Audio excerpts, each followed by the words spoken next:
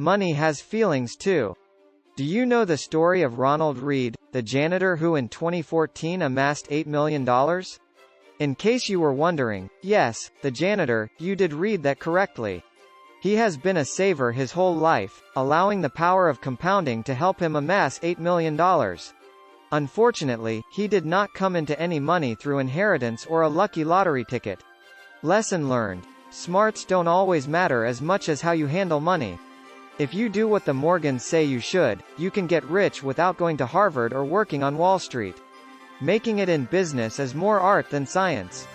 View this video for the next 10 to 15 minutes if you want to master the soft skill of investing. It's a soft skill, meaning that one's level of knowledge is less important than one's demeanor. Swedish investor Morgen Household provides you with the best resources for achieving financial freedom through the stock market in this top 5 takeaway summary on the psychology of money. #1 Buying a new, classy watch will cost you some dough. You check out the wares inside the shop. You want to impress your friends and the lovely woman you've been seeing. The option you want to pick from is now accessible. If your cardio training was effective, you can either buy the watch and pay for it, or you can steal it and leave. I'm willing to bet that you'd go with option number 1, pull out your card, and swipe the right thing, regardless of how limited your mobility is. It is crucial that you recognize the monetary commitment involved in purchasing a new timepiece. Those are also the same standards that should be used when making investments. The price tag is high as well. There are a few core takeaways for substantial profits that are revisited time and time again in the videos here. With Peter Lynch as a possible exception, one of them has a portfolio that is unusually heavy on a few stocks. A concentrated portfolio will allow this trait to shine through in your results. There will be ups and downs. This is the price you must pay to make significant long-term gains in the stock market. If you give up after experiencing a 20% loss of your network in 1 week, for example, 2 of your largest investments just reported quarterly results that missed Wall Street expectations. If you remember Netflix from a decade ago, you shouldn't try to maximize your returns because the better the returns, the higher this price usually is. Positive outlook on the future. Didn't your wealth increase substantially when you made the share purchase? In the present day, they would have achieved a high level of prosperity. But do you think you'll have enough money to pay for this trip? The number of subscribers to Netflix has dropped significantly during this time frame. For example, in 2011, when Netflix saw significant subscriber declines and its stock price fall by 80% from its high, would you have stayed on that boat? Your portfolio's results appear to be terrible. I'm curious as to what sort of answer you'd give to your family. As you looked at them, you worried that you had somehow jeopardized their future. Think it's still a good idea to spend most of your time in front of the TV or on Netflix? Of course, this is an extreme case. Investing strategies that are less extreme than those found on Netflix will still lose money due to volatility. If you invested in an S&P index fund in 1980, your portfolio would have lost 20% from its peak value over the course of 13 years, and 50% of its value over the course of about 8 months. The task is difficult. Investing in the stock market is great because, unlike many other options, it actually allows you to make money. However, fight the temptation to fool yourself. The cost of acquisition is high. The second major point is that investors should count on volatility and see it as a necessary evil to be endured in exchange for a brighter future. A mere fraction of that. It's thrilling to think that you could hand someone a $2 million bonus in their fine and they wouldn't even notice if their neighbor got $2,000.001 instead. And then, as you probably know by now, they get sick for the entire calendar year. The capitalist system is very effective at producing both hostility and wealth. Among the things that motivate you to succeed is the hope of outdoing your contemporaries. Naturally, being motivated to work harder and produce more worthwhile work is a positive thing. But doing so can sometimes leave us feeling inferior to others. Here are some figures to think about. For your income to place you in the top 1% of Americans, you must earn somewhere around $500,000. Call the kind of highly qualified Dr. Bill earns. And you would be wealthy by almost any standard measure. He can buy expensive cars, take extended vacations to far-off locations, pay someone else to do repetitive jobs, etc. Bill has been feeling good about himself and his life successes. That was only true until he bought a vacation home in the Hamptons and discovered he would have to live next to his neighbor. Stan belongs to the very top 1%. It is revealed that he earns an astounding $10 million a year as CEO of a significant publicly traded company. One would think that Stan would be happy with his financial success at this time. But no, he was a childhood buddy of Michael Jordan's, and now that he belongs to the 1% of the 1% of the 1%, his $10 million monthly salary feels like a pittance in comparison to Michael's estimated $2 billion fortune. Is this the conclusion? No, it doesn't, because Michael occasionally attends celebrity gatherings where Jeff Bezos routinely makes an appearance. Jeff Bezos is a member of the top 1% of the 1% of the 1% and increased his wealth by almost $75 billion in 2020. There is always a bigger fish, which is estimated to be worth $200 billion right now. Many people have made bad choices throughout history as a result of the kind of envy that comes from these kinds of comparisons.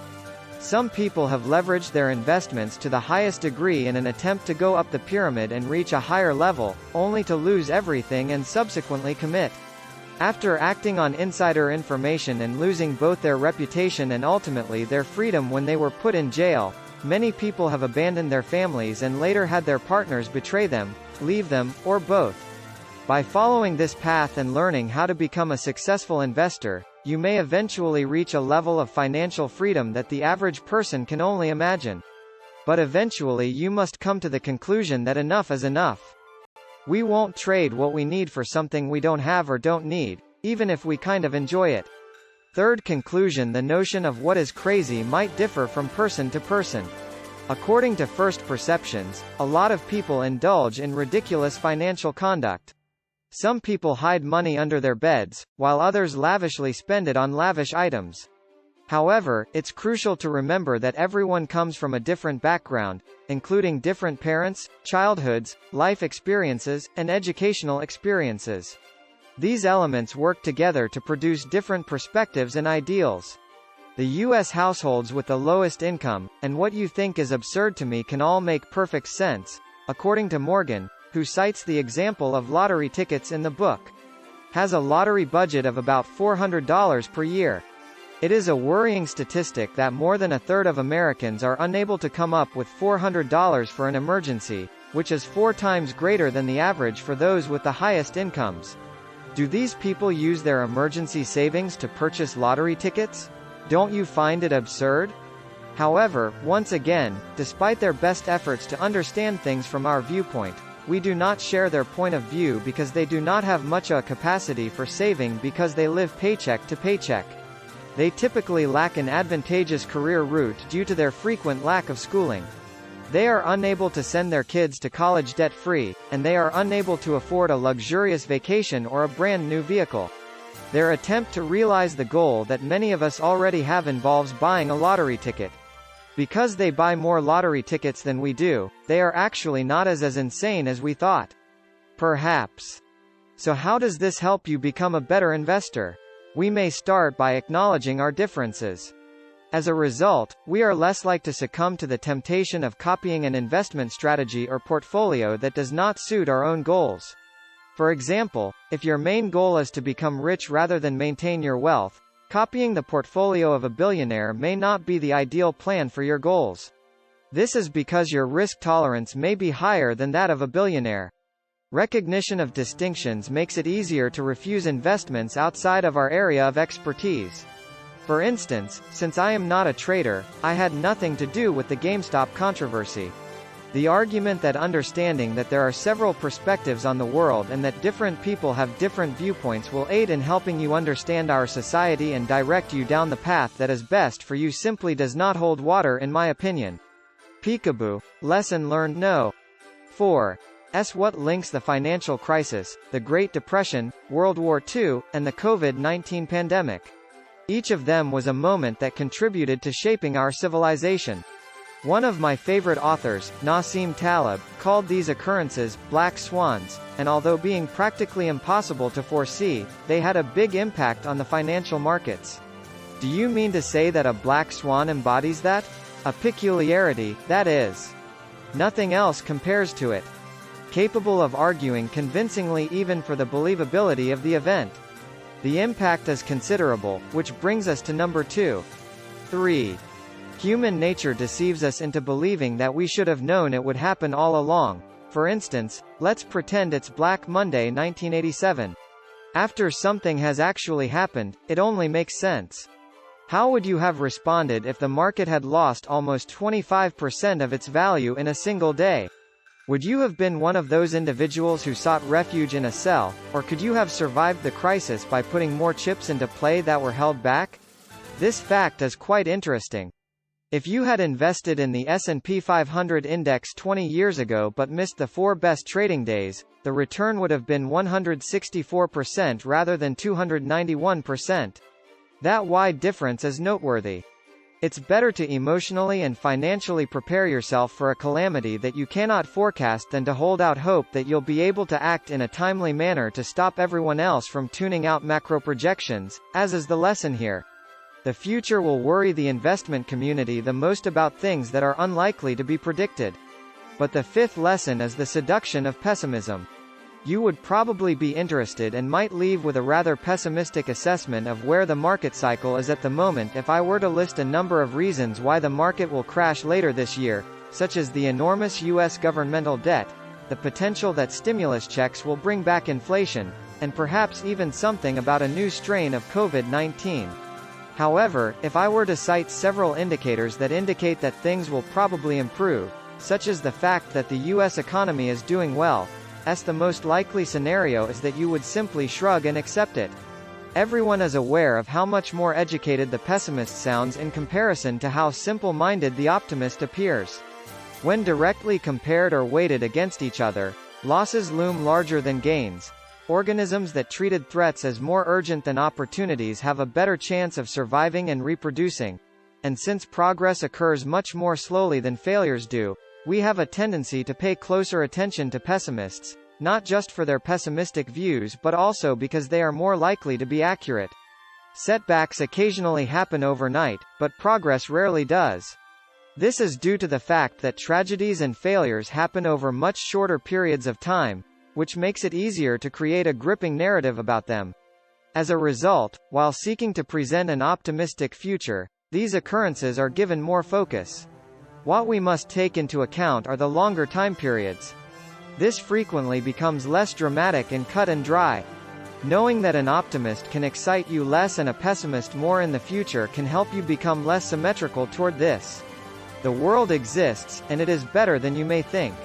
According to Swedish economist Hans Rosling, one cannot succeed in the stock market without being willing to pay a price for volatility. The deadliest of the 7 deadly sins is envy. Never give up what you need in exchange for something you want or don't need. Different frames of view could make different actions seem logical or reasonable. Instead than attempting to forecast disasters, prepare yourself financially and emotionally to survive them. When you receive investment advice, keep in mind that optimism appeals to your survival instincts more than pessimism does, so approach with caution. The family of Morgen didn't believe it to be the end of the day, despite appearances to the contrary. Look through his book. It truly is a jewel. If you want to learn more about human psychology and how it relates to money, we recommend watching the video that follows.